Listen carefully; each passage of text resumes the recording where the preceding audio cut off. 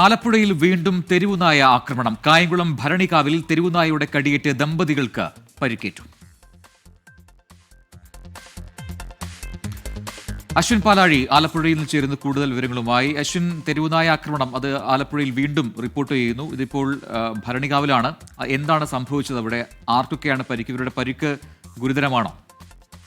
രജനി, കാറ്റാനം ഭരണിക്കാവ് പ്രദേശത്ത് ഇന്ന് തുടർച്ചയായി രണ്ടാം ദിവസമാണ് തെരുവുനായയുടെ ആക്രമണം റിപ്പോർട്ട് ചെയ്യുന്നത്. ഇന്നലെ ഒരു 9 വയസ്സുകാരിയെയാണ് തെരുവുനായ ആക്രമിച്ചത്. ദയ എന്ന പേരുള്ള 4ാം ക്ലാസ്സുകാരി വീട്ടിൽ കളിച്ചുകൊണ്ടിരിക്കവെയാണ് വീടിനുള്ളിലേക്ക്, അതായത് വീടിന്റെ കാർപോർച്ചിലേക്ക് ഓടി വന്ന ഈ തെരുവുനായ കുട്ടിയെ ആക്രമിച്ചത്. കഴുത്തിലും മുഖത്തുമടക്കം പരിക്കേറ്റിരുന്നു. കുട്ടി ആശുപത്രിയിലാണ്.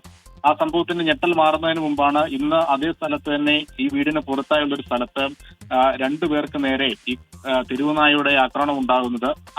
അനിതയുടെ ഭർത്താവ് ബിജു, ഈ 2 പേർക്കാണ് ഈ ആക്രമണത്തിൽ പരിക്കേറ്റിരിക്കുന്നത്. ഇവരെ രക്ഷിക്കാനെത്തിയ മുരളീധരൻ 78 വയസ്സുകാരനും തെരുവുനായയുടെ ആക്രമണം ഏറ്റിട്ടുണ്ട്. അങ്ങനെ അത് അത്ര ഗുരുതരമല്ല. അങ്ങനെ 3 പേരാണ് ഈ തെരുവുനായയുടെ ആക്രമണത്തിൽ ഇന്ന് ആശുപത്രിയിലായിട്ടുള്ളത്. കഴിഞ്ഞ കുറെ നാളുകളായി പ്രദേശത്ത് ഇത്തരത്തിൽ തെരുവുനായ ശല്യം ആളുകൾ പരാതിയായി പറയുന്നുണ്ട്. തദ്ദേശ സ്ഥാപന പ്രതിനിധികളെയൊക്കെ അറിയിക്കുന്നുണ്ടെങ്കിലും ആവശ്യമായ ഒരു ഇടപെടൽ ഉണ്ടാകുന്നില്ല എന്നുള്ള ഒരു പരാതിയുണ്ട് ആളുകൾക്ക്. അംഗൻവാടികളും സ്കൂളുകളും ഒക്കെ നിരവധി ഉള്ള സ്ഥലമാണ്. വലിയ ജനവാസ മേഖലയാണ്. അവിടെയാണ് തുടർച്ചയായി രണ്ടാം ദിവസവും ഈ തെരുവുനായ ശല്യം ഉണ്ടാകുന്നത്.